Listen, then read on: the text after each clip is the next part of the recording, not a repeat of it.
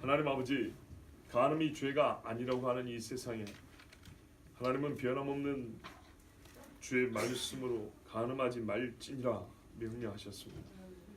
우리가 이 말씀을 지키면 복이 있을 것이요 지키지 않는 자는 화가 있을 줄로 믿습니다. 그러나 주님, 우리에게는 지킬 만한 힘이 없습니다.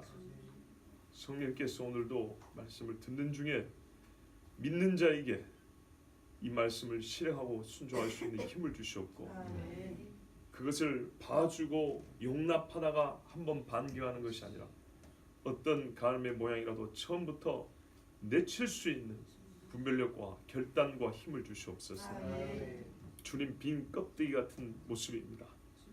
우리가 하나님의 말씀 이 한 줄이 가슴에만 새겨져도 우리의 속사람이 가득 차 있을 것인데 우리는 한마디 말씀이 없어 주님 앞에 빈 껍데기로 왔습니다. 그래서 오늘 말씀으로 채우고 성령으로 가득 주님 충만하여 돌아가고 싶습니다. 도와주시고 함께하여 주시옵소서. 예수 그리스도의 이름으로 기도합니다. 아멘. 간음하지 말지니라.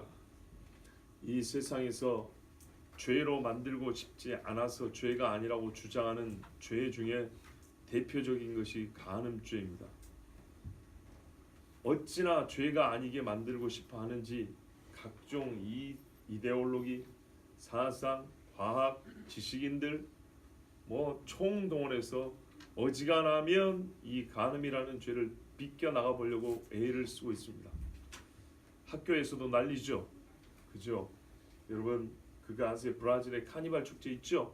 카니발이라는 원래 그게 뭐더라? 카니발이라는 원래 말이 어떤 말이냐면 그 육식을 먹는다는 뜻입니다. 육식. 옛날에 사순절 관련해서 설교했는데요. 그때 사순절 기간 때문에 금욕을 해야 되기 때문에 그 전에 육식 먹고 포도주 먹고 음란하게 그렇게 시간을 보낼 수 있는 기회를 아예 줬어요. 이 멍청한 짓이죠. 뭐하러 쓸데없는 사순절을 정해놓고 그 전에 죄 짓는 기회를 소위 로마 카톨릭이 합법적으로 그걸 만든단 말입니다. 로마 카톨릭 안에서 합법적인 거지 성경에는 불법적인 거거든요. 이게 사람의 멍청한 짓, 어리석은 짓입니다. 그런데 이 카니발이 일어나면은 브라질에서 뭐 하는지 아십니까? 공주에서 헬리콥터로 콘돔을 뿌려줍니다. 뭐 하라고요? 밤에 그러고 놀라고. 근데 왜 뿌려줄까요? 에이즈 걸리지 말라고 그런 겁니다. 충격적이죠. 여러분 우리나라에도 무슨 축제한다 그러면 막 이거 공짜로 나눠주고 뿌려주고 고등학교만 가도 이거 성교육이 한다 하면서 이거를 나눠주는 외국 학교에 있고 우리도 곧 시행하려고 시도하는 움직임이 있다는 거 아십니까? 우리 아이들 이번에 고등학교 올라가죠. 고등학교 가면 이제 그거 가르쳐 줍니다. 그리고 콘돔을 무료로 나눠줄 수도 있습니다. 외국에 그런 데가 있습니다. 우리도 그래야 된다고 주장하고 그걸 시도하고 있다니까요. 이 지경입니다. 그렇다면 간음하지 말지니라가 얼마나 우리에게 시급하고 정말 급히 필요한 하나님의 계명인지 이제 조금 감에 와닿으시죠.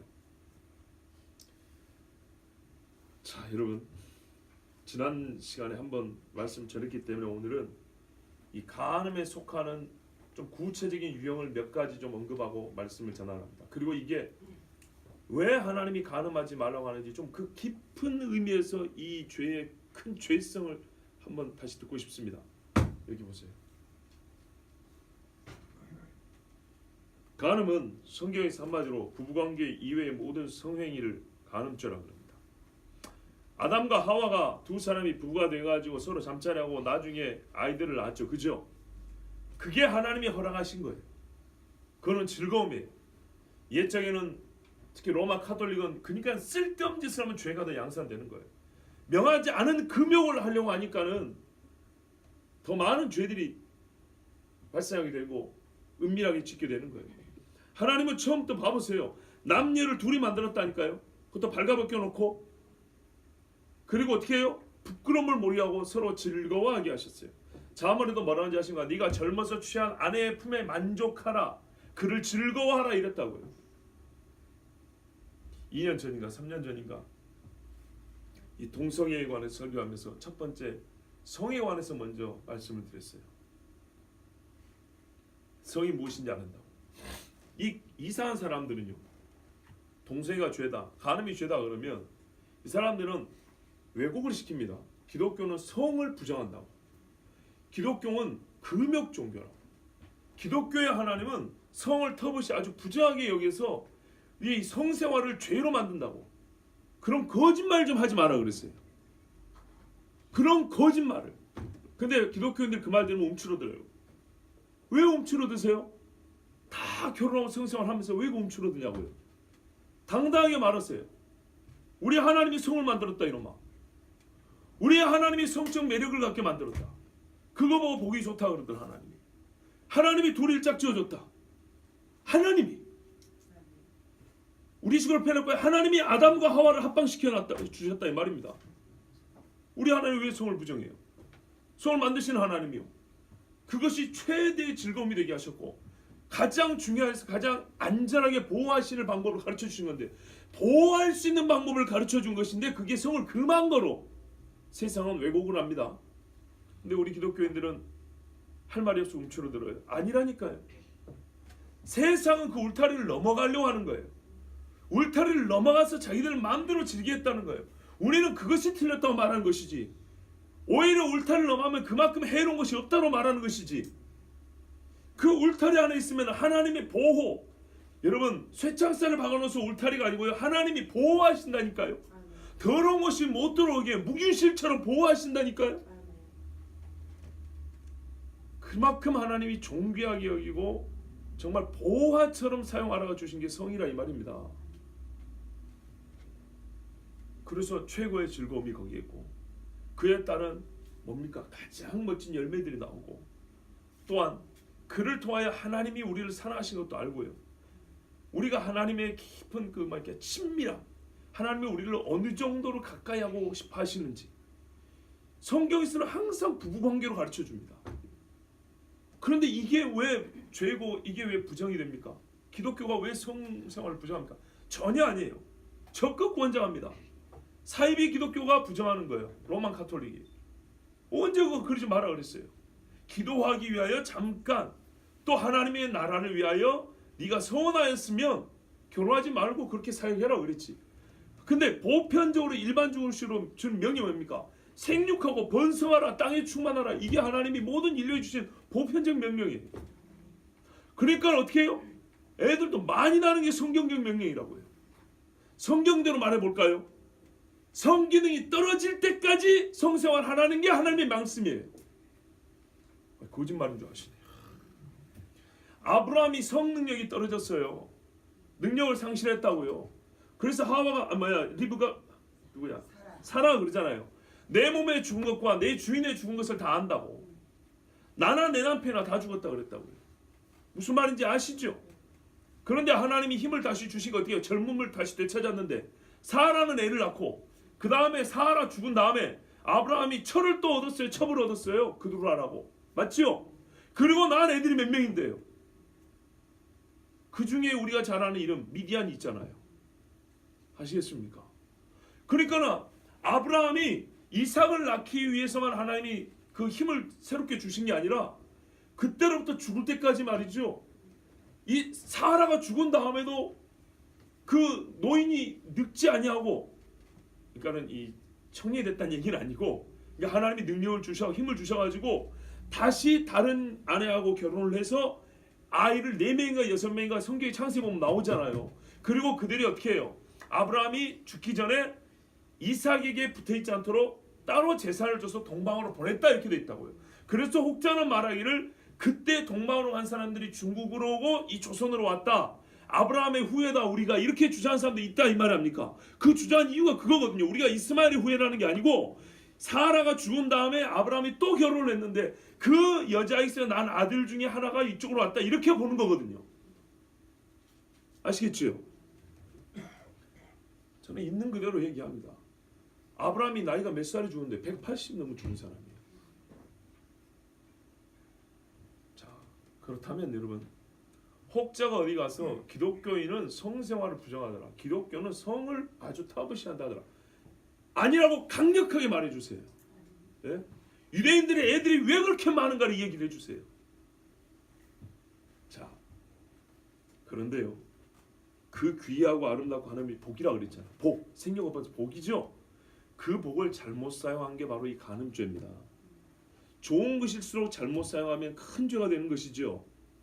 친구를 한 대 때린 거하고 부모를 한 대 때린 거 같습니까? 친구를 한 대 때리면 돈 몇 푼 물어야 되지만 성경에 의하면 부모를 때리면 죽여버리라고 그랬어요. 친구한테 욕을 해도 그거는 지옥에 떨어질 죄지만은 하나님을 신성 모독한 사람은 그 육신의 수명도 단축시켜서 지금 당장 돌로 쳐 죽여버리라고 했어요. 하나님께서 귀하게 주신 선물이기 때문에 이 귀하게 주신 선물을 어기고 훼손하고 더럽힌 죄는 엄청나게 큽니다. 이게 간음의 죄입니다. 자, 그러면 이 간음의 유형이 어떤 게 있는가 한번 볼까요?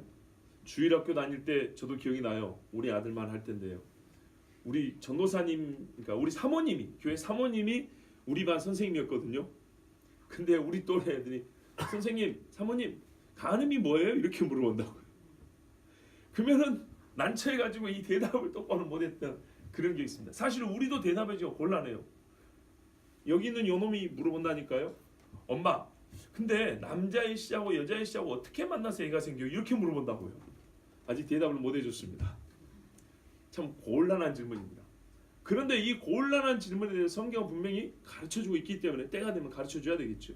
문제는 이걸 숨길 게 아니고 가르쳐는 줘야 되는데 어느 때 어떻게 지혜롭게 이거를, 즉 소위 말해서는 이 음욕이 발생하지 않도록, 아시겠죠? 이 거룩한 성을 음란함이 없이 그 부정한 요소를 싹 기름기를 뺀 것처럼 음란한 요소를 빼고 거룩하게 이거를 가르쳐 줄까? 이게 우리에게 지혜가 필요한 겁니다. 자, 여러분, 간음의 대표적인 죄가 뭐냐면 성경에 간통이 있습니다. 이 간음이 1차적으로 간통을 말합니다. 이 간음이 폭이 넓지만은 이 간음하지 말지니라의 1차적 의미는 간통입니다. 타인의 아내나 남편하고 이 짓을 하면 어떻게 된다고요? 간음죄입니다. 그러니까 봐보세요. 우리나라 어떻게 됐다고요? 어떻게 됐습니까? 간음죄의 핵심을 무죄로 만들어버렸어요. 사전을 찾아보면 1번 뜻이 있고 2번 뜻이 있죠. 간음의 1번 뜻은 간통입니다. 그런데 이 간통을 빼버렸으니 나머지는 어떻게 돼요? 자동이죠. 동성애를 합헌해볼게요. 동성 결혼을 합헌시켜버리면 나머지 이 성소수자라고 하는 이 여러 가지 유형들 전부 다 합헌을 할 수밖에 없다는 겁니다. 왜? 같은 레벨에 있는 거거든요. 그리고 그게 대표 기수란 말이에요. 이거 되는데 왜 저거 안 돼요? 그게 바로 간통이에요. 생각을 해보세요, 여러분. 짝이 없는 사람, 아니 짝이 있고 부부로서 오래 살고 가정도 있고 자녀들도 있고 시아버지 시부모가 있고 일가를 형성한 사람을 뺏는 게 죄가 아닌데 주인이 없이 처녀 총각에 뭐가 죄가 되겠냐 이 말이에요. 그렇지 않습니까? 그러니 1번을 빼버리면 나머지는 자동입니다.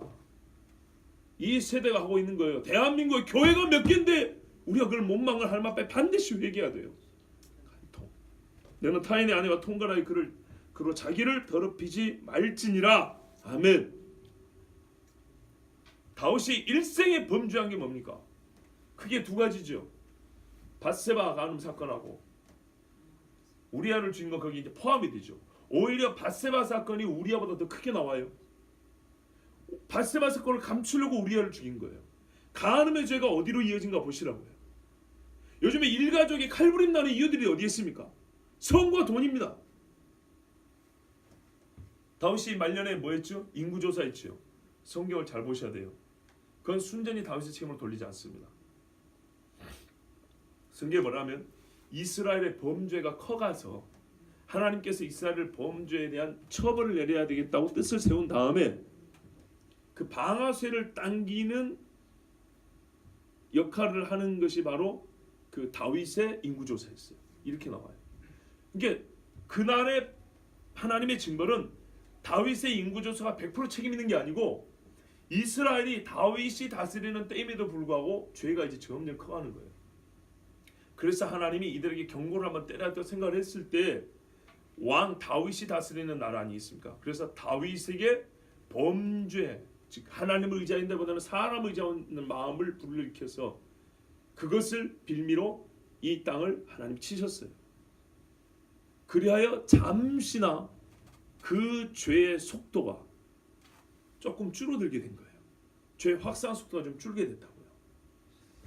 그래서 이 다윗의 일생에 뭐라 표현하면 밧세바의 일 외에는 하나님께 범죄한 것이 없다고 말한 이유가 거기 있습니다. 죄가 아니라는 게 아니에요. 인구조사. 죄는 죄인데 밧세바 사건이 다윗의 일생에 가장 큰 죄라고 하나님이 말씀하고 있다는 것. 이게 간음의 핵심 간통입니다. 도둑질입니다. 도둑질 중에 최상 도둑질입니다. 이만한 도둑질이 없습니다. 이거는 반드시 어떻게 해야 돼요? 잡아 죽여야 될 도둑질입니다. 그래서 하나님께서 참 감사하게도 다윗이 죽지 않냐고 다윗의 그 아이가 죽은 겁니다. 그게 이 간통의 죄값입니다. 두 번째는요, 근친상간입니다. 레위기 18장에 보면 여러 가지 유형이 나와 있습니다. 각 사람은 자기의 살부치를 가까이하여 그의 하체를 범하지 말라. 나는 여호와이니라. 살부치가 얼마나 많습니까?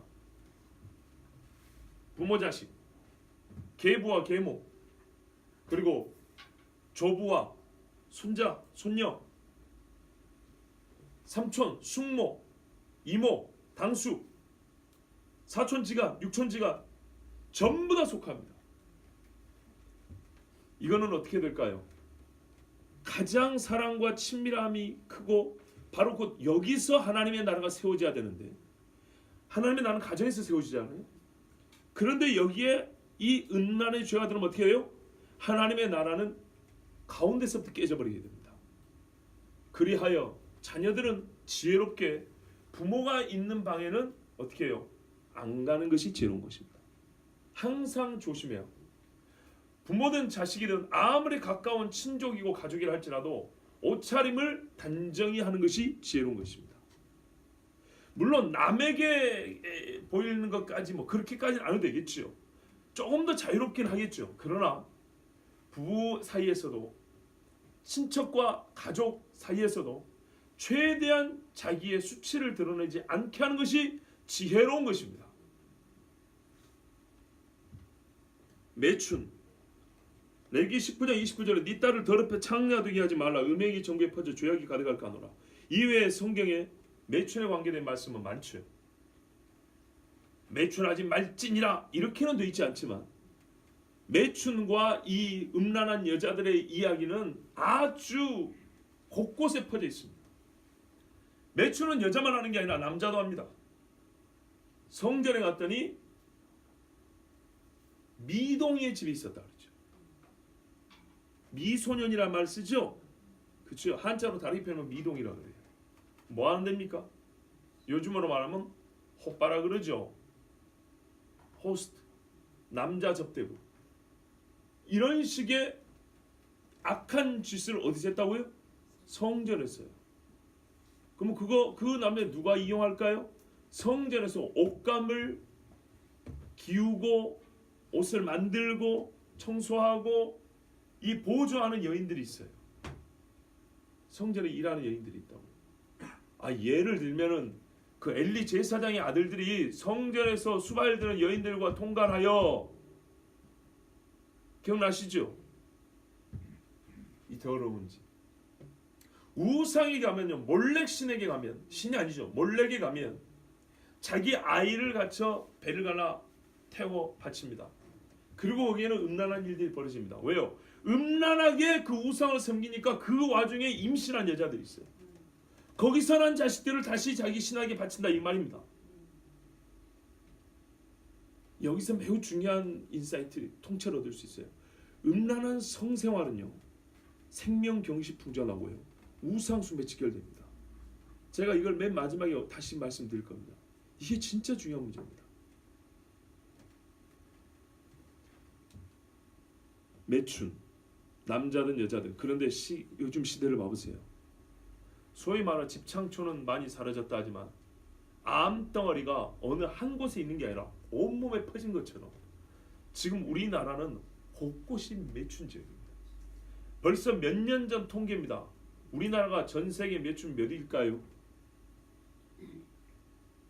4위입니다. 서양 사람들만 뭐 자유분방하고 막 그런 줄 아세요? 성개방, 동방예의지국, 이게 벌써 30년도 더 전에 제가 초등학교 때 배운 이야기인데 그건 옛날 이야기입니다. 우리나라가 4위입니다. 4위. 대한민국이 교회가 몇 개입니까? 교회에서 뭘 가르칩니까 도대체? 수가 레위기 18장 23절에 너는 짐승과 교합하여 자기를 더럽히지 말며 여자는 짐승 앞에 서서 그것과 교접하지 말라. 이는 문란한 일이니라. 몇 주 전에 말씀드렸죠. 유럽에는 짐승 매춘업소가 있다고. 석 달이면 그 짐승들, 특히 개인데요, 창자가 밖으로 나와 죽습니다. 창자가 몸 밖으로 새 나와요. 그래서 피를 흘리고 개가 죽어요. 우리나라 돈 3만 원에서 5만 원입니다. 유럽이 소위 기독교 국가들 아닙니까? 그러면 기독교가 그렇게 가르쳤습니까? 성경이? 아니요. 성경을 버리니까 그 짓이 된 거예요. 그렇게 된 거예요. 여러분, 제 기억으로는요, 우리나라에서 드라마에서, TV 드라마에서 남녀의 이 키스 씬 있죠. 이 입맞춤. 요즘에는 쉽게 볼 수 있죠. 얼마 전에 애들 데리고 호떡 사러 왔는데 거기 TV가 있어요. 애들 셈이 쪼르르 있는데 그게 막 나오는 거예요. 참 민망한데 이제는 민망도 많이 없어졌어요. 왜? 뭐 웬만하면 다 나오니까요. 제 기억으로는 우리나라에서 드라마에서 이 공영방송에 처음 나온 게 91년도입니다. 깜짝 놀랐죠. 제 기억이 맞다면 그때 MBC에 우리들의 천국인가 드라마가 있었어요. 젊은이 청춘 드라마. 혹시 기억나는 분 계세요? 홍학표하고 염정아가 마지막 그 회에서 근데 그 살짝 그게 나왔던 기억이 있어요. 물론 이건 제 기억이 따른 겁니다. 말하자면 그게 90년대가 되면서 우리나라의 소위 성개방 풍조가 밀려 들어왔어요. 그리고 시골에서도 뉴스 보면은 야타족이라고, 한강의 여름에 좀 비싼 차를 몰고 다니는 그런 젊은이들 뭐 그러면서 야타 그러면 그런 거 있죠. 그게 저희가 청소년 때 뉴스에서 가끔 듣던 얘기인데요. 언제적 이야기입니까? 우리나라가 지금 어느 정도로 이게 심각한지 면밀히 한번 좀 살펴봐야 됩니다. 아동성애. 우리나라 형법에 하면요 13세 이하는 의제 강간이라고 합니다. 아무리 동의해도 이거는 강간으로 칩니다. 왜? 의사 능력이 약하기 때문에, 이게 부족하기 때문에. 그래서 이 아이들을 성관계했다는 사람들은 강간범으로 칩니다. 13세 이하.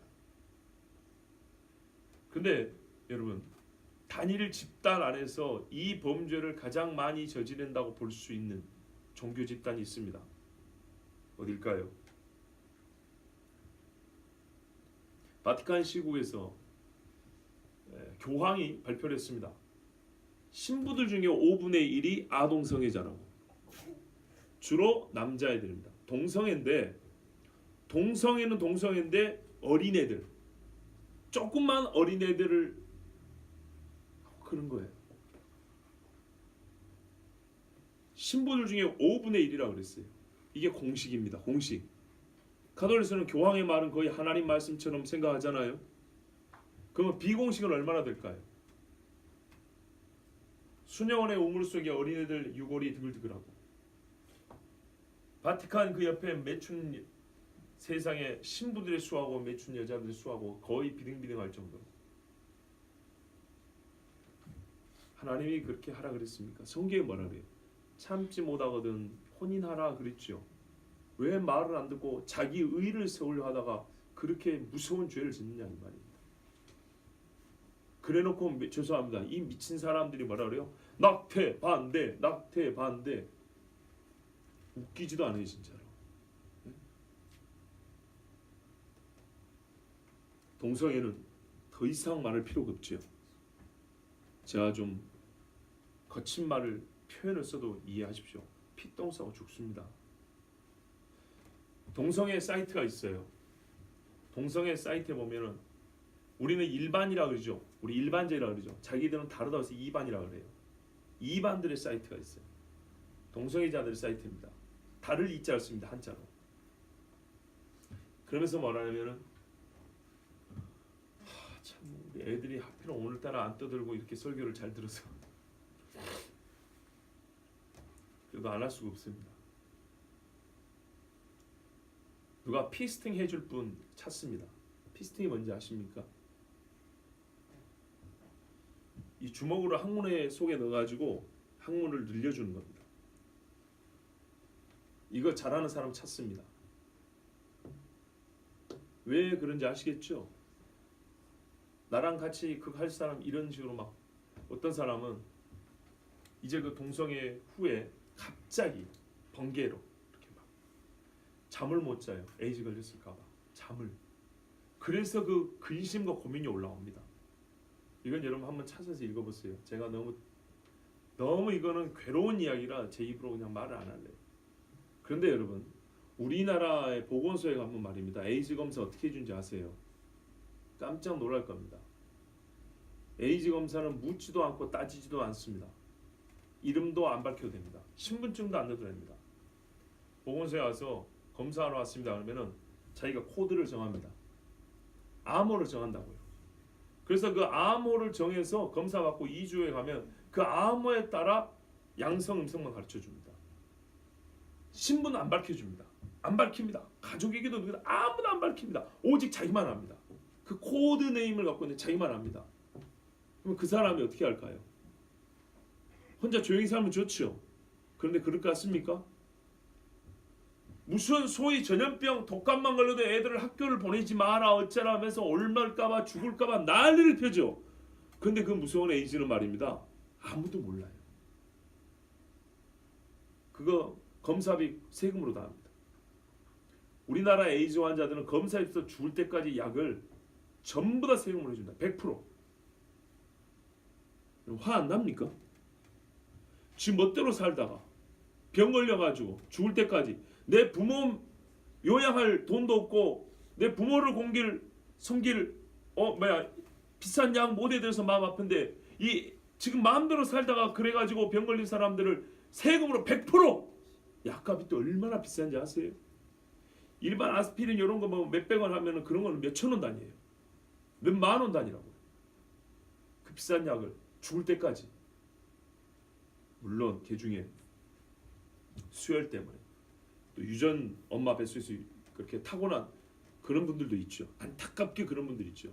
그러나 대부분은요. 왜 그런지 아시죠? 우리나라 에이즈 환자의 90%, 80%, 90%는 10대 남자 청소년이라고 그랬어요. 이 아들이 수혈 받아서 그렇습니까? 엄마 뱃속에서 태어나고 10년 있으니까 에이즈 바이러스가 생겼습니까 몸에서? 그거 아니죠. 연예인 중에 자기가 그 동성애자였다고 커밍아웃 밝힌 사람이 있어요. 그 사람이 뭐라 그랬냐면 중고등학교 다닐 때 관계 맺은 사람만 횟수 아닙니다. 사람이 300명이라고 그랬어요. 그 한 사람이 300명.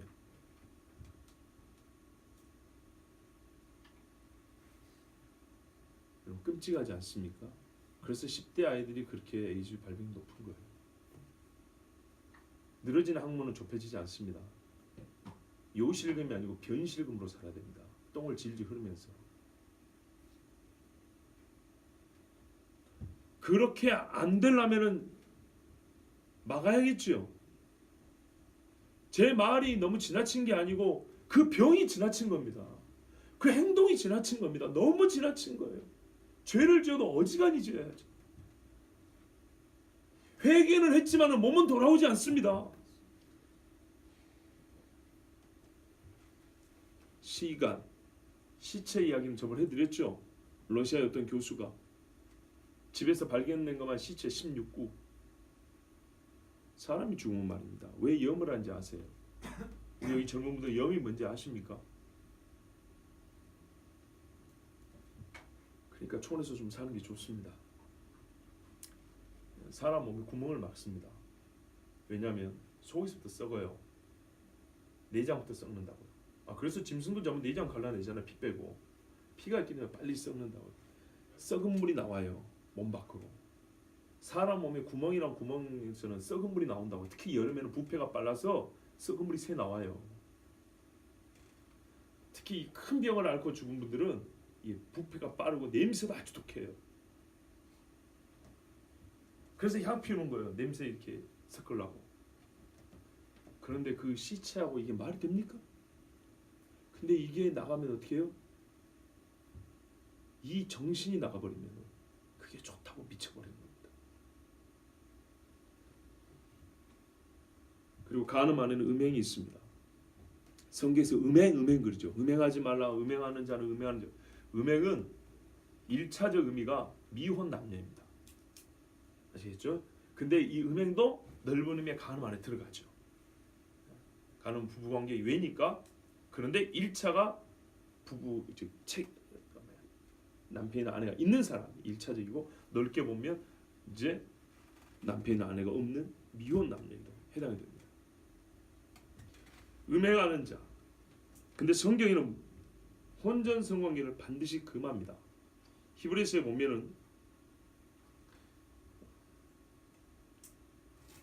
사람은 자기 친소를 더럽히지 말고 혼인을 귀히 여기라 그랬습니다. 그런데 만일에 이제 그렇게 했을 경우 어떻게 하냐? 성경에 따르면 그거는 죽일 죄는 아니고, 남자가 신부 집에 납폐금을 주고 혼인 신부값을 주고 혼인하라 이렇게 돼 있습니다. 그 정도로 하나님이 용서해 줍니다. 물론 하나님 잘못했습니다. 아직. 그러나 어떻게 하라고요? 통간보다는 그 죄가 무겁지 아니하고 결혼하라 그랬습니다. 그러니까 봐보세요. 이게 얼마나 무서운 죄인지 알죠? 거꾸로 생각하면 돼요. 그 짓을 하면, 다른 걸 하면 몰라도 그 짓을 하면 뭐 하라고요? 결혼해야 된다. 결혼은 뒤따르는 책임이 얼마나 큽니까? 그렇죠? 그러니까 이 행위 한 번이 얼마나 무서운지 알아야 된다 이 말입니다. 어느 정도의 무게가 있는지.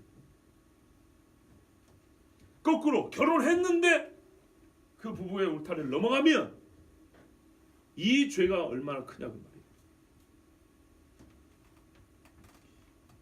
간음에는 또 넓게 보면, 아주 넓게 보면 이혼도 포함됩니다. 말라기 2장 16절에 이스라엘 하나님 여호와 이르노니 나는 이혼하는 것과 옷으로 학대를 가린 자를 미워하노라 그랬어요. 그런데 이 역시도 아주 그렇게 이 몰매를 맞을 정도의 죄는 아닙니다. 고린도전서에 보면 믿지 않는 남자와 사는 부인이 있으면 갈리게 하라 그랬다. 그러니까는 하나님이 용인은 해주시지만 본래적으로 옳은 건 아니라 그 말이에요. 저는 지금 본래적으로 옳은 것과 옳지 않은 걸 얘기하는 거예요. 본래적으로 이혼은 하나님이 옳지 않다 그런 거예요. 분명히 미워한다 그랬어요. 그러나 한정적 조건 하에서 하나님이 그걸 어떻게 한다고요? 우리식으로 표현하면 봐준다 이렇게 말씀한 게 이혼입니다. 그래서 모세도 이혼 증서를 써서 이렇게 보내라 그랬죠. 그런데 예수님 뭐라 했어요? 본래는 그렇지 아니하니라. 하나님이 남자와 여자를 만드시고 둘이 하나 한 몸이 될지니 사람이 나누지 못한다 이렇게 돼 있죠. 하나님이 짝지어 주셨으니 이 일은 하나님이 하셨는데 사람이 이걸 뜯어버려요?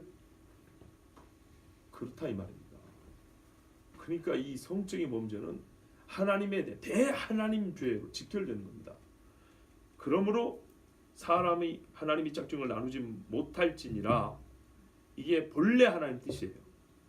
근데 우리가 본래 하나님 뜻을 몰라서 그런 게 아니라 알면서도 어기는 죄가 많죠. 오늘은 간음만 얘기해서 그렇지 간음 하나만 하더라도 무지하게 많죠.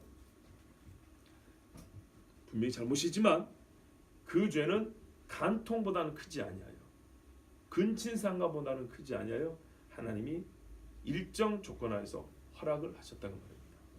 그러다고 해서 무죄하다는 얘기는 아니에요. 특별히 우리가 처음에 선택을 잘하는 게 아주 중요해요. 봐보세요. 고린도서 믿지 않는 배우자의 경우에 갈리고자 한다면 갈리게 하라 그랬다고요.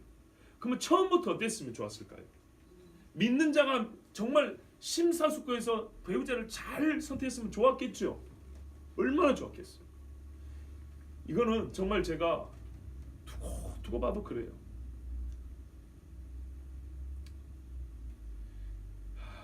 얼마 전에 저희 외할머니를 뵀어요. 벌써 재작년에 팔순 잔치를 했는데요. 그때 가니까 우리 외할머니 슬라의 자녀가 8남매인데 어머니 만수무강하세요, 건강하세요 하고 안 믿는 사람들이 건배를 하고 절을 하고 그래요. 저하고 저희 어머니만 믿는 사람이고. 근데 제가 아마 예전에 말씀드렸을 겁니다. 야, 이 중에 믿는 자녀 한 사람 있어서 기도를 하면 얼마나 좋았을까. 근데 외손자 주제에 제가 기도하겠습니다 소리는 못하고 친손자다. 근데 제가 거기서 제일 안타까운 건 뭐냐면 어머니 만수무강하세요 하면 뭐 할 거예요. 8남매 중에 5명이 이혼을 했는데 배우자하고 자녀들이 없어요. 손자들이 없어요. 찢어져가지고 손자가 훨씬 더 많아야 되는데 온 사람은 극소수요. 가르치기를 어떻게 가르쳐놨는지 죄송하지만 할머니 스님을 어떻게 가르쳤는지 할머니 팔순인데 그 많은 손자들 중에 오는 애가 손에 꼽아요. 한 30명 왔을 거예요. 그것도 그렇고 8남매 중에 5인가 6인가 이혼을 했어요. 얼마나 안타까운가 봐보세요. 얼마 전에도 뵀어요. 식사 대접한다고 한번 뵙자고 해가지고 했는데 근데 더 안타까운 게 뭔지 아십니까? 한 번 그렇게 실수를 했으면 어떻게 해야 돼요? 2번 다시 안 해야 되겠죠. 그런데 이모들이 많거든요. 우리 어머니 바로 밑에 이모가 다른 이제 남자하고 살게 됐는데 말이죠. 그 사람하고도 해적으로 이렇게 말하는 거 할머니가. 옛적에 우리 할머니 외할머니는 이혼을 극구 말렸던 분이에요. 술주정뱅이 남편을 두고 있는 이모한테도 절대로 이혼하지 마라. 네 아니면 이 남자를 누가 뒷바라 지어줄까 하면서 그렇게 말렸던 분이에요. 그런데요. 부모가 오히려 자녀들의 이 삶 때문에 이게 바뀌어가지고요. 생각이 바뀌어가지고 이제는 너무 쉽게 말씀하는 거예요. 한 번 가정이 깨지면 어떻게 되냐. 재혼도 아니고요. 동거예요. 동거. 이모들이 동거를 한다고요. 지금 나이가 몇 살입니까? 제가 몇 살 하기 죄송할 정도로 연세가 많죠. 이제 50대 60입니다. 그러면은 이분들이 철부지처럼 그럴 때도 아니잖아요. 그런데 동거를 해요. 근데 더 안타까운 거는 한 남자하고 동거를 하고 혼인신고를 하고 살더니 말이에요. 그러면 좋은데 짝이 바뀐단 말이에요. 제가 그래서 얼마나 기가 차고 화가 났는지 할머니한테 직접은 말을 못하고 우리 할머니는 자기 딸들을 창녀 만들려고 그래요.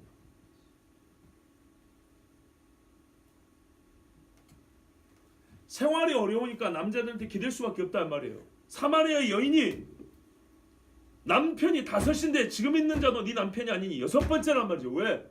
얼굴은 예쁜데 생활 능력이 없다 이 말이죠. 그런 것처럼 그러면 눈을 시퍼렇게 뜨고 있는 어머니가 자기 딸들에게 어떻게 가르쳐야 되겠어요? 너희가 정말 엄마의 마음에 대못을 박았다. 그런데 2번 다시 이렇게 슬픈 일이 없었으면 좋겠다. 이제 잘 골라서 정식으로 재혼을 결혼식을 하든지 혼인식을 하든지 잘 살아라. 신중하게 하고 엄마한테 데리고 와서 보여보고 이래야 되는데 어떻게 해요? 컸으니까 지구들 알아서 하겠지. 그랬는데 어떻게 해요? 살아보니 아니네 아니다. 그럼 나이 먹고 이제 늙었어요 다. 인생 그렇게 해서 망치려고요? 그래서 제가 할머니한테 전도하면서 했어요. 할머니가 예수님을 믿어야 된다고. 정말 자식들을 똑바로 세우고 싶으면 할머니 예수를 믿으시라고. 그리고 엄마가 딸들을 먹고 기도를 하셔야 된다. 기도를. 뭘로 그걸 바꿀 겁니까? 뭘로 그 나이 먹은 어른들의 속생각을 바꿀 거예요? 예수님이 없으니까 10대 후반, 20대 초반 철부지대를 하는 게 똑같은 짓을 하는 거예요. 인생을 많이 산다고요. 저는 연세 많은 분들 절대 무시하는 게 아니에요. 성경적으로 말하는 거예요. 성경에는 뭐라 하냐면요.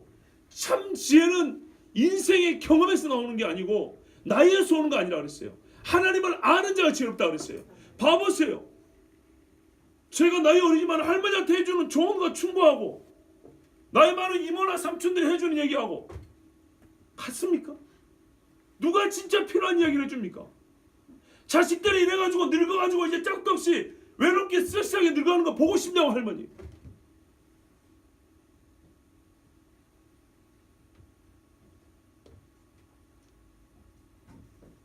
간음하지 말지니라. 그 할머니 마음이 좋겠습니까만 방법을 몰라요. 왜? 예수님이 없으니까. 율법이 없으니까. 법이 없고 길이 없는 거예요. 어디로 가야 될지 모르는 거예요. 이 세대 사람이 다 그런데 내가 뭐라고 다 큰 자녀들한테 50, 60 된 자녀들한테 뭐라고 말해줄까? 근데 하나님의 말씀이 있으면 할 수 있어요. 앞에 와서 무릎 꿇고 앉아라 자녀들아. 어머니의 유언이다. 하나님 말씀에 이 한마디 하는 것과 안 하는 것 같습니까? 천지 차이입니다. 여러분 야곱이 말입니다. 자기 작은 부인하고 통관했던 레위 있죠. 루벤까지 노년에 다 무릎 꿇혀놓고 예언하고 기도했어요. 창피하기 싫이 그 자리에서 루벤을 하나님 앞에 받은 말씀대로 책망했어요. 너는 내 기력이 시작이요 너에게 주신 하나님의 영광이 탁월한데 너는 끓는 속 같아서 내 침상에 올랐으므로 그 영광을 상실해버렸다. 12형제 있는 앞에서 얼마나 개망신입니까? 그런데요 하나님 주신 말씀 그대로 했어요. 그때 루벤이 몇 살인데요? 수염 허연 할아버지. 루벤도 자기 밑에 손자가 있는 할아버지라고요. 그러나 아버지 야곱이 나이 140하고 150 가까이 된 아버지 야곱이 아들 불러놓고 앉아라. 야곱의 아들들아 하나님 주신 말씀을 들어라. 이렇게 했단 말이에요. 아버지로서 해야 할 말을 여러분 포기하지 마세요. 아버지 역할 절대 포기하지 마세요. 가르치세요. 네 인생 망치려고 그러냐?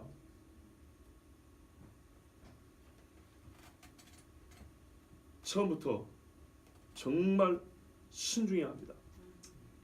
일부 다처제 하나님이 금합니다. 일처 다부제 금합니다. 옛날에 양심 있는 사람들은 민법에도 중혼은 이혼 사유라 했어요. 이혼 사유가 아니고요. 혼인의 무효입니다. 혼인 무효, 중혼은. 따블은 무효라 이 말입니다. 성경에 최초로 일부 다처 했던 사람이 누군지 아십니까? 라멕입니다. 라멕. 가인의 아들 라멕. 근데 이 사람이 말입니다. 뭔 짓을 했냐? 살인을 했습니다. 그 내용을 보면 젊은 사람이 자기한테 왔고 나이가 좀 있는 나한테 왔고 젊은 놈이 시비 걸었다 이 말입니다. 그래서 두드려 죽여버렸다고. 자기 부인들에게 와서 자랑을 합니다. 아다와 실라요 하면서 자랑을 합니다. 공식적으로 나온 일부 다처입니다. 기본적으로 하나님이 아담과 하와였기 때문에 그 밑에 자녀들도 일부 일처입니다. 이렇게 내려갑니다. 근데 역시 어떻게 해요? 믿음의 조상 아브라함 때만 와도 어떻게 해요?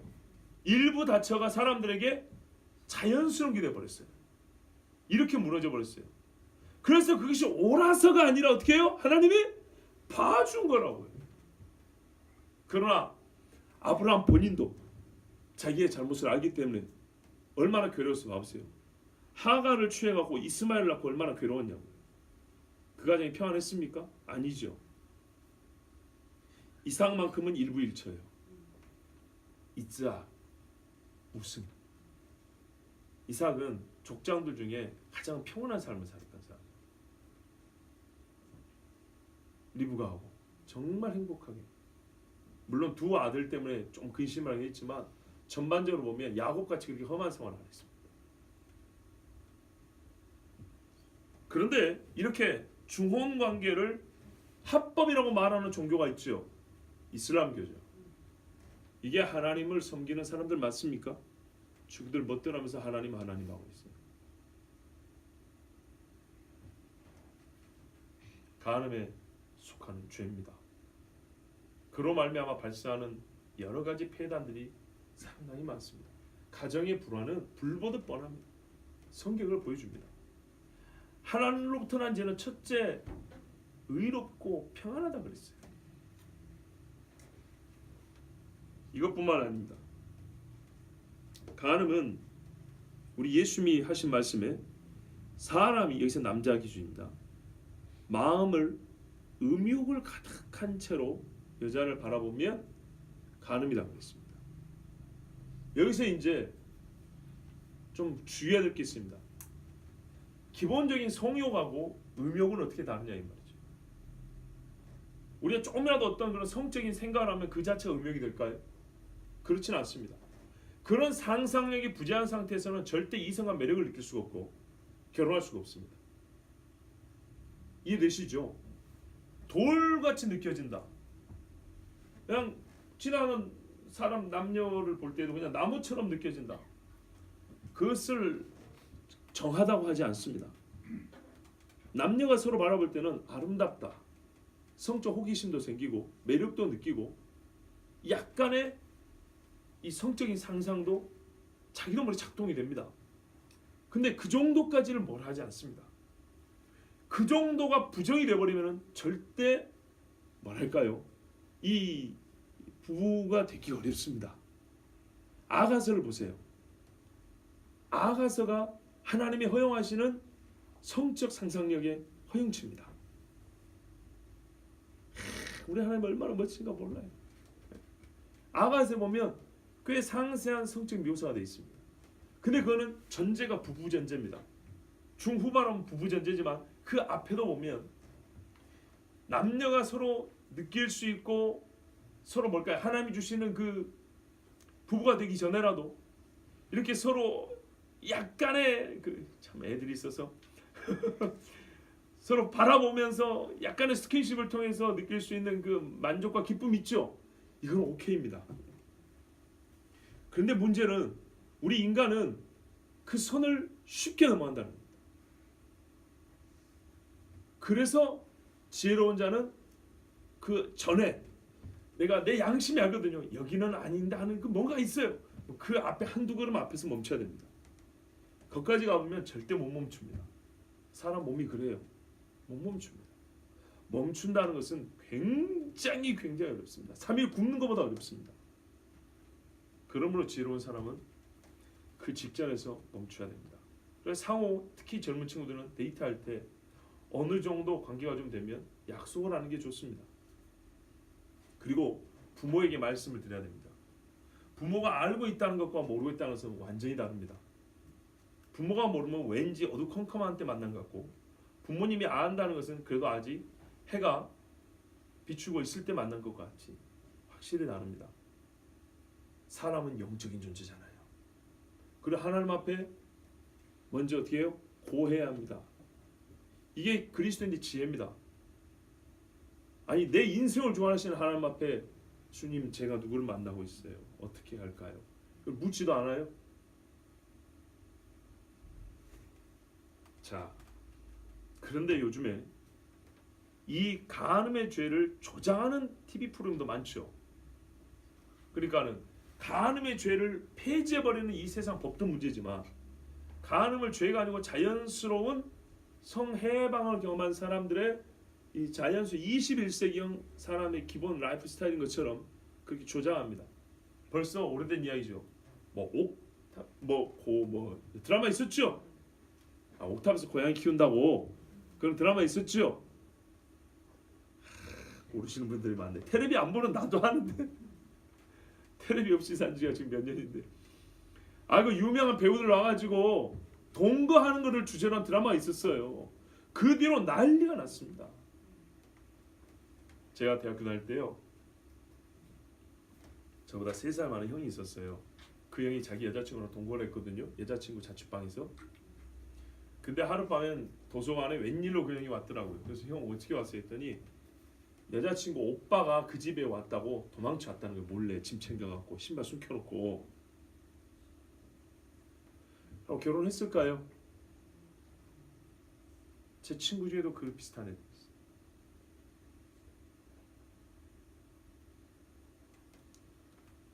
그래야지 결혼하면 그나마 괜찮다니까요. 이런 일 얼마나 많은지 아세요?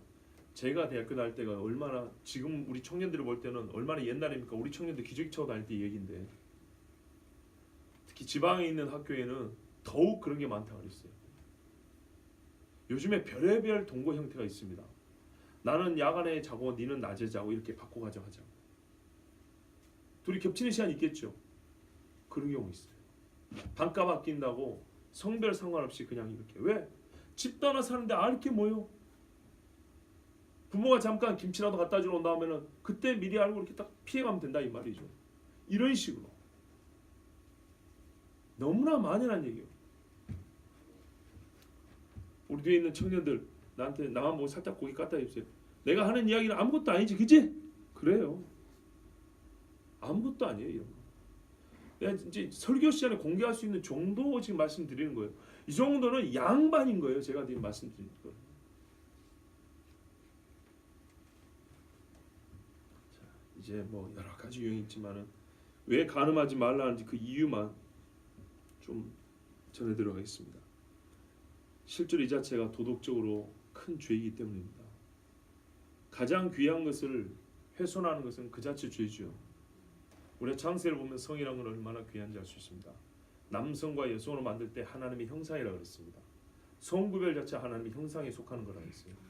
그 구별된 성이 연합할 때 하나님의 형상에 더 온전히 가까워진다고 했어요. 그러므로 이 성이라는 것은 그 무엇보다 하나님의 형상을 가진 인간이 본질적으로 자기 정체성을 규정하는 것이기도 하고, 그래서 가장 소중히 여기고 철저히 지켜야 되는 겁니다.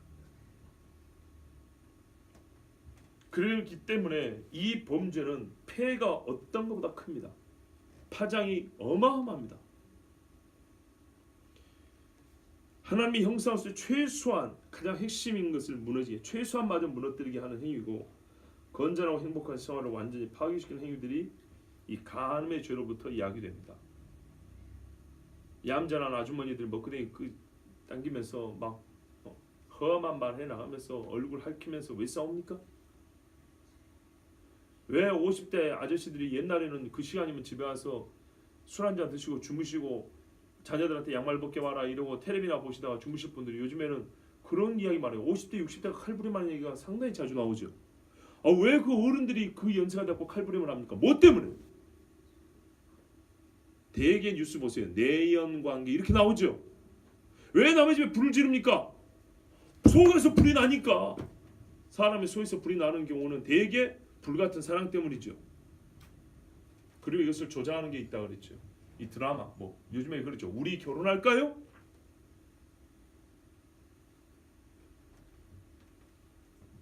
가상 부부생활 이렇게 해가지고 나온 거라든지. 예, 여러분, 성행위는 사람의 가장 은밀한 것을 드러내는 행위입니다. 부부관계는 가장 아름답고 소중하지만 그 외에는 가장 수치스럽고 가장 큰 죄이기도 하고 죄를 양산하기도 합니다. 이게 거룩할 때는 거룩한 열매를 잉태하는데 그렇지 않으면 죄를 잉태하게 됩니다. 그래서 이 성행위라는 것은 본시 가장 깊은 사랑, 가장 확고한 신뢰, 가장 분명한 약속을 전제합니다. 이 전제들 안에서야 성행위는 최상의 기쁨이 되고 최고의 행복과 최대의 안전을 보장받습니다. 동시에 최선의 열매를 맺게 됩니다. 그래서 하나님은 그리스도인과 맺은 언약을 부부관계로 비유하시며 말씀하셨습니다.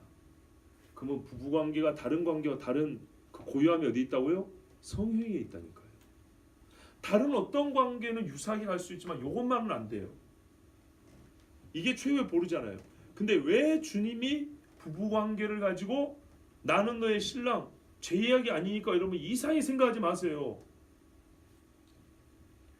왜 주님이 나는 신랑이다, 교회는 신부다, 왜 내가 너희들과 만나는 날이 혼인잔치다, 신방으로 데리고 간다, 성경의 창세기부터 계시록까지 왜 이게 가득할까요?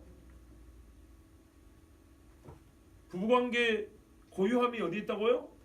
그 깊은 사랑에서 나오는 뭐라고요? 약속에 전제한 성관계 있다고요. 그러면 우리가 주님과 이런 불경한 이야기 하면 안 되죠.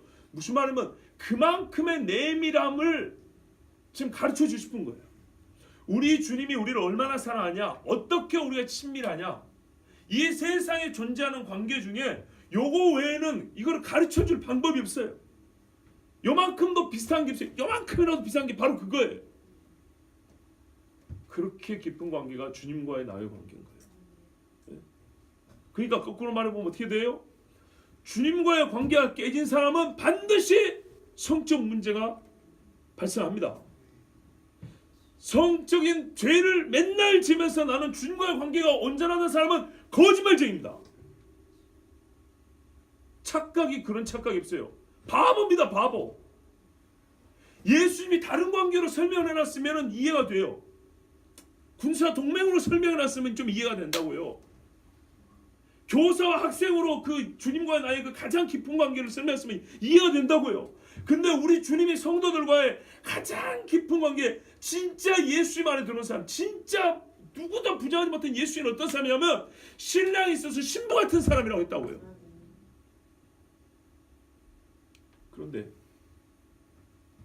그 핵심이 바로 그 성적인 건데, 그 정도의 내밀한 친밀함인데, 그 죄를 짓으면서 나는 주님과 연합하였다, 나는 주님과 동거한다. 주님이 내치지 그거를 가만두겠습니까? 착각하면 안 됩니다. 정말 성경에는요, 큰 착각에 대하여 경고합니다. 주님 앞에 선 사람들이 전부 다 자기가 구원 받을 줄 알았다는 거 아니에요. 왜? 우리 주님은 어떤 죄를 지어도 나를 사랑하시니까. 그건 네 생각이고, 성경을 똑바로 보시라고요. 왜 자기가 만든 진짜 개 같은 기독교를 믿냐 이 말이에요. 기독교를 믿어야지. 그런 짓을 하니까 세상 사람이 개 같다고 기독교라고 그러잖아요. 왜 자기 마음대로 예수를 만들어요. 예수 먼저라고. 예수님은 음욕을 품고 보기만 해도 간음이라고 했거든. 지금 마음대로 나쁜 짓 다 하면서 회개할 줄도 모르고 있는 모습 그대로 주님은 날 사랑하기 때문에 목회도 하나님이 여러분을 용납하십니다. 여러분을 사랑하십니다. 여러분의 그 상처 버리죠. 개뿔이 상처는 위로받을 상처 있어요. 회개할 죄가 가득하구만.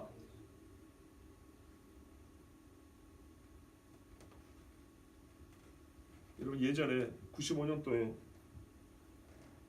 여의도 광장에서 올레시어스 경배와 찬양, 그때 우리 두란노 경배와 찬양을 했어요.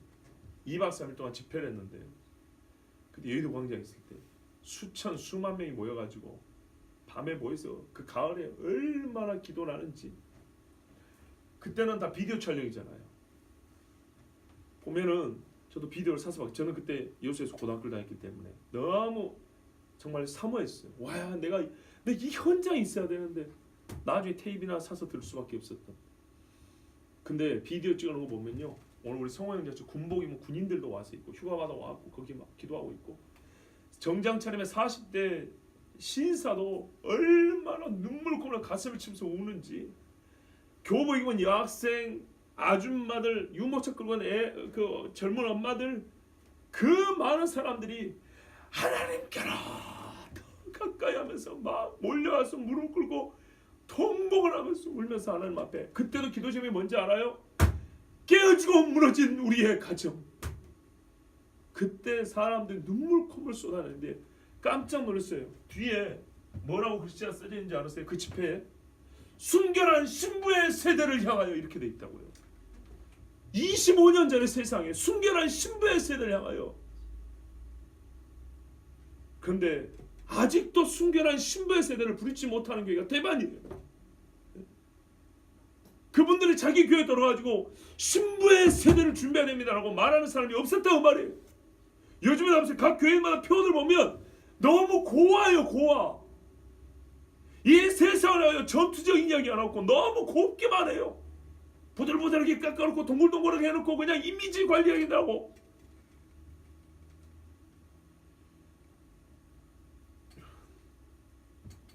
그래서 이 나라가 어떻게 됐습니까? 간통죄 폐지요? 저기 경주에 유생들과 그 수염 허연 할아버지들이 난리를 칩니다. 기독교인들 조용하고. 유교보다 못한 기독교입니까? 설교도 못해요. 동성애 설교 뭐 이런 성범죄하면 젊은 애들 어쩐지 아십니까 여러분? 싫어합니다. 싫어.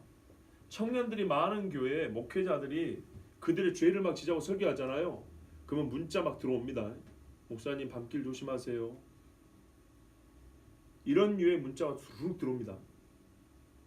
직접 들은 이야기입니다. 지금 시대가 그래요. 그런 자식들은 뭐하러 교회 다니는지 모르겠어요. 여러분, 우리가 어느 시대를 살고 있는지 좀 정말 정확하게 파악을 하셔야 돼요. 파악을. 그리고 빈 껍데기처럼 그냥 하나님 이 시대를 살려주세요. 어떻게 살려달라고요? 구체적으로 기도해야 돼요. 아이들 가르치고 그냥 예수 잘 믿어라. 어떻게 잘 믿으라고요? 어떻게 예수를 잘 믿는 건데? 이 세상에 이겨야 된다. 이게 이기는 게 어떻게 해야 이기는데요? 세상의 교회를 치고 드는 전술 전략은 뭐고 우리가 거기에 맞서는 전술 전략은 뭔데요? 성경에 써 있어요. 진짜 성경에는 날 사랑한다는 얘기만 들어있는 게 아니고 예수님이 보세요. 성경에 보면 예수님이 유혹을 받았다고요. 같은 시험을 당했다고. 지금 무슨 말이야? 예수님은 사람을 오셨죠. 그래서 오늘 지금 성적이니까 예수님도 성적 유혹이 있다 이 말입니다. 복음을 전하는 예쁘지 않은 여자들이 많을 것이며 여인들로서 향유를 부을 때 그러나 성경에 말했어요. 죄는 없으시라 했지요. 그래서 이걸 말한 거 아까 우리 전민들에게 약간의 성적인 상상력이 허용되는 범위가 있고요. 그 허용되는 범위 안에서 우리가 머물러 그걸 넘어가면 문제인데 그게 어디쯤인지 우리가 규제가 참 어렵다는 거예요. 그러나 최소한의 그런 성적인 어떻게 마음의 느낌과 이 욕구의 솟아오름은 부부관계를 형성할 수 있는 기본적인 정서가 되기 때문에 이거는 필요한 거예요. 하나님은 그건 허락하신 거예요. 근데 그 이상을 넘어서 어떻게 해요? 생각으로 그 사람을 소유해버리는 거. 이건 능욕입니다. 구분이 쉽죠? 감상만 하면 괜찮은데 생각 속에서 마치 내가 내 아내를 내 남편을 소유했던 것처럼 그 다른 여자와 남자를 내 머릿속에서 소유해버리면 그러고 쳐다보면 그것은 무슨 죄라고요? 간음죄라 이 말입니다. 그런데 이 선을 금세 넘어가는 게 우리 인간이란 말이죠. 자, 간음의 죄는 하나님과의 언약 관계를 파괴하는 범죄와 같습니다.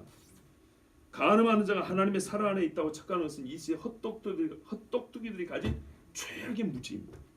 고린도전서에 너희 몸이 그리스도의 지체인 줄 알지 못하느냐. 내가 그리스도의 지체를 가지고 그리스도의 몸이라는 거죠. 장기의 몸 지체를 만들겠느냐. 결코 그럴 수 없느니라. 장기와 합하는 자는 저와 한 몸인 줄 알지 못하느냐. 일러스되 둘이 한 육체가 된다 하셨나. 이건 보편 법칙이에요. 누구든지 성령이라면 한 몸이에요. 그때부터. 그래서 영적인 죄라고 그랬어요. 주와 합하는 자는 한 영이니라. 봐보세요. 지금 남녀의 결합과 예수님과의 결합을 꼭 대비를 해놨잖아요. 다른 거 비교할 대상이 없다니까요. 음행을 피하라. 사람이 범하는 죄마다 몸밖에 있거니와 음행하는 자는 자기 몸에서의 죄를 범하느니라. 너희 몸은 너희가 하나님께로부터 받은 바 너희 가운데 계신 성령의 전인 줄 알지 못하느냐. 이게 성령에 계신데 성령님 좀 나가 계세요. 이런 말이라고요. 왜? 내 몸 안에 죄니까 내 몸 안에 누구를 좀 받아들여야 되거든요. 너희는 너희의 것이 아니라 값으로 산 것이 되었으니 내 것이 아니래요. 그런즉 너희 몸으로 하나님께 영광을 돌리라. 아멘. 성과 성행위는 본시 창조적 행위입니다. 즐거움을 위하면서 그 가장 큰 즐거움은 동시에 뭐예요? 생명 잉태의 수단을 주신 겁니다. 그렇기 때문에 성윤리가 무너지고 간음의 죄가 만연해지면 동시에 생명 경시 풍조가 가득해진다는 것을 알아야 합니다. 실제로 와보세요. 우리나라 현상을 90년대 이후로 소위 성개방되면서 그 이후로 많아진 게 낙태가 얼마나 많아졌습니까? 제가 듣기로 1년에 50만이랍니다. 불가피한 사정 때문인 게 아니고요. 불장난 때문에 대부분은 그래요. 요즘에 영화를 보면요. 진짜 이게 낯뜨겁더라고요. 피임약 광고가 버젓이 나와요. 약은 옛날부터 있었지만 그렇게 공개적으로 광고는 못했거든요. 젊은 애들이 낄낄거리고 그걸 봐요. 우리 점심에 알죠? 무슨 보라라고 피임약 광고 나오죠? 생명경시 풍조가 가득해진다. 시험관 아기, 아이를 갖기 어려운 분들이 정말 어쩔 수 없이 그렇게 택하는 고통스러운 방법인 걸 압니다.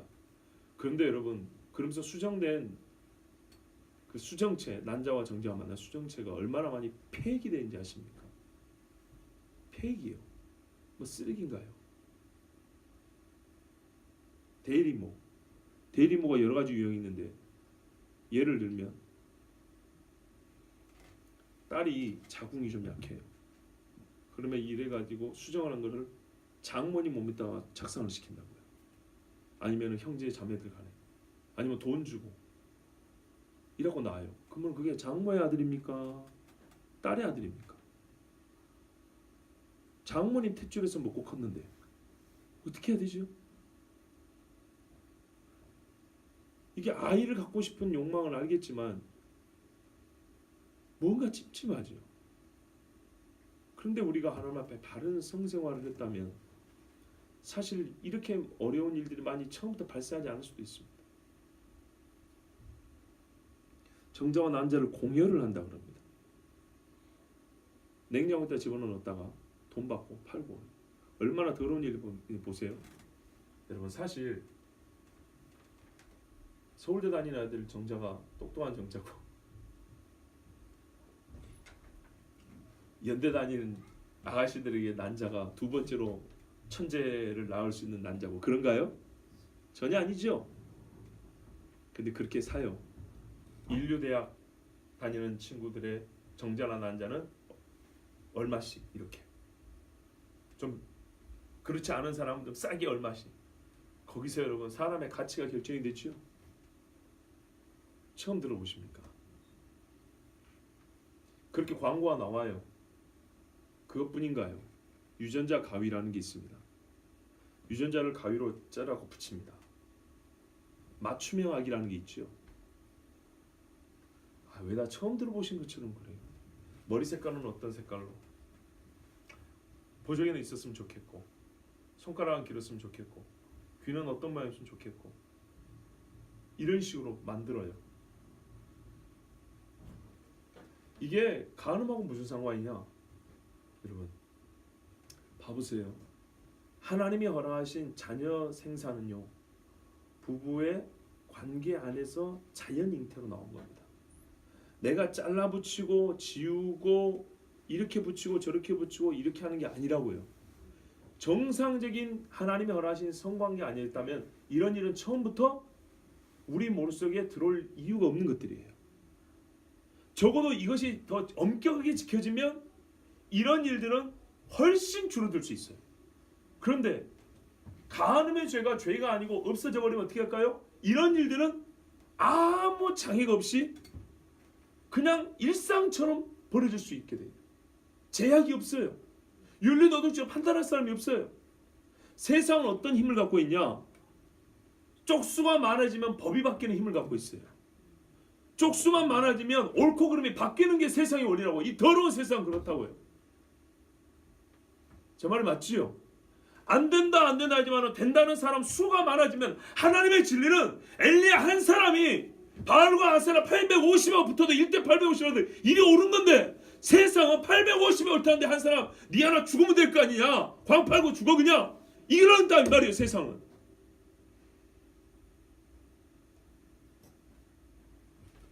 그러니까 기독교인들의 수, 즉 일치된 목소리가 얼마나 중요한지 아십니까? 거기다 복제가 웬 말이에요? 복제가 세포 끄집어내가지고 나하고 똑같은 걸 만들어요. 왜 만든지 아세요? 나의 존재를 이 땅에 남기고 싶고 또 거기서 장기를 꺼내서 나한테 이렇게 병 걸리면 위험하잖아요. 그래서 나하고 똑같은 놈을 하나 만들어 놓는 거예요. 호흡기만 붙여놔요. 내가 간이 약하면 간티 갖다 붙이고 위장이 약하면 갖다 붙이고 좋을 것 같지요? 그 생명은 뭡니까? 왜 갑자기 생명 이야기로 하냐? 봐보세요 여러분. 간음하지 말지니라가 잘 지켜지면 이런 일은 막을 수 있다니까요. 생명 경신은 막을 수 있다니까요. 많이 막을 수 있어요. 생명과 성 그리고 영은 가장 밀접하게 연관되어 있습니다. 하나님이 영적 타락을 간음하느니라 이렇게 말씀했죠. 그죠? 간음한 자들에게서 원치 않는 생명들이 잉태되고 왜 그건 하나님이 처음부터 이 피조물들에게 내주는 법칙입니다. 정상적인 남녀의 관계에서 정자 난자 만나면 이 생명 잉태되는 게 법칙입니다. 생명을 멸시하는 자는 영을 멸시하고 영이 타락한 자는 성생활이 더럽고 성의 부정을 즐기는 자는 생명을 가볍게 여깁니다.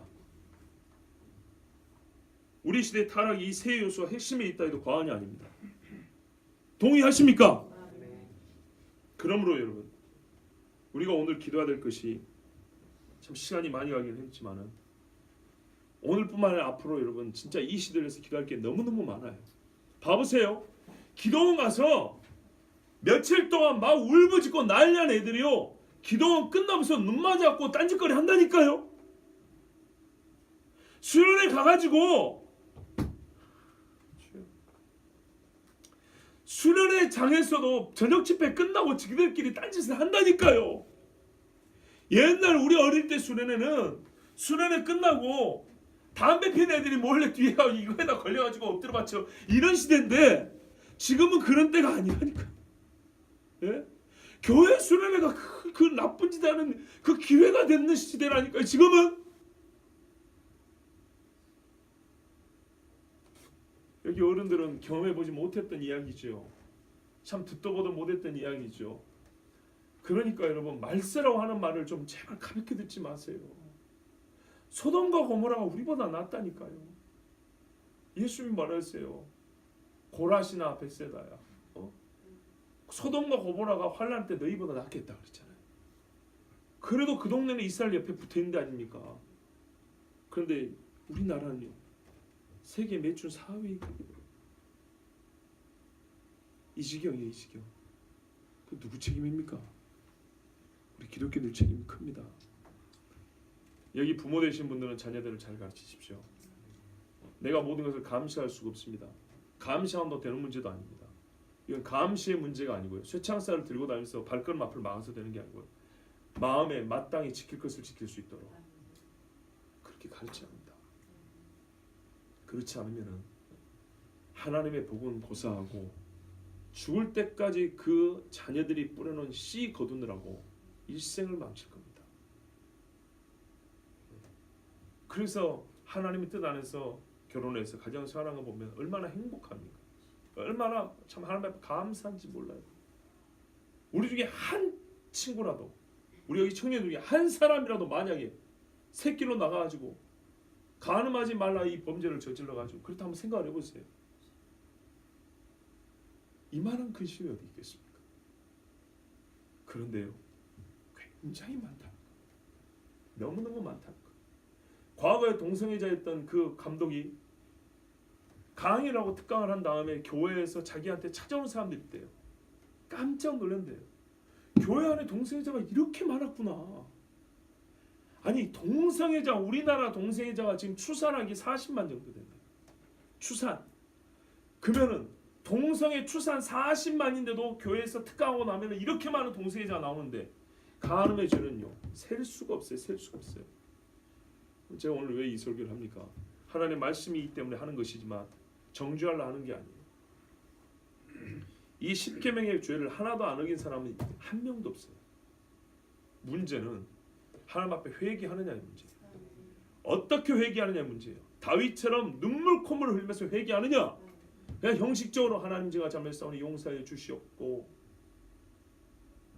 하나님하고 장난합니까? 예수님의 피 흘림이 장난입니까? 그게 홀로그래픽으로 하는 레이저 쇼였습니까? 그게? 아니에요. 피눈물을 흘리면서 회개를 해야 돼요. 오늘 아니면 내일 해야 되고, 내일 아니면 모레 해야 되고, 죽을 때까지 해야 돼요. 죽을 때까지.